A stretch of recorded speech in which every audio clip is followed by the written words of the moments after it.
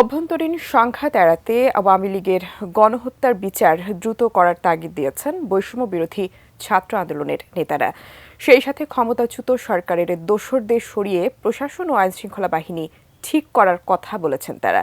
রাজধানীতে কেন্দ্রীয় শহীদ মিনারে বৈষম্য বিরোধী ছাত্র আন্দোলনের এক সমাবেশে ইসকনকে উগ্রবাদী সংগঠন আখ্যায়িত করে তাদের নিষিদ্ধ করার দাবি জানানো হয়। চট্টগ্রামে আইনজীবী সাইফুল ইসলাম আলিফ হত্যার প্রতিবাদে রাজধানীতে কেন্দ্রীয় শহীদ মিনারে বৈষম্য বিরোধী ছাত্র আন্দোলনের শোক ও সম্প্রীতি সমাবেশ। সমাবেশে সংগঠনের কেন্দ্রীয় নেতারা বলেন, প্রশাসন ও আইনশৃঙ্খলা বাহিনীতে এখনো বসে আছে ক্ষমতাচ্যুত সরকারের দোসররা। তারা অন্তর্বর্তী সরকারকে সহযোগিতা করছে না বলেও অভিযোগ ছাত্র নেতাদের।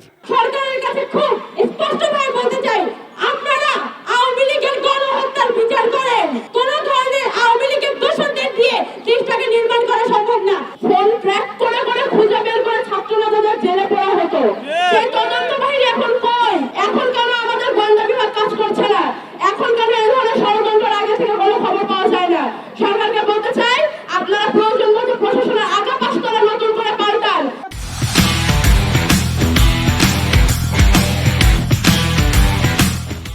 এ সময় বৈষম্য বিরোধী ছাত্র আন্দোলনের নেতারা বলেন, উগ্রবাদী সংগঠন ইসকন জুলাই বিপ্লবীদের উপর আঘাত করেছে।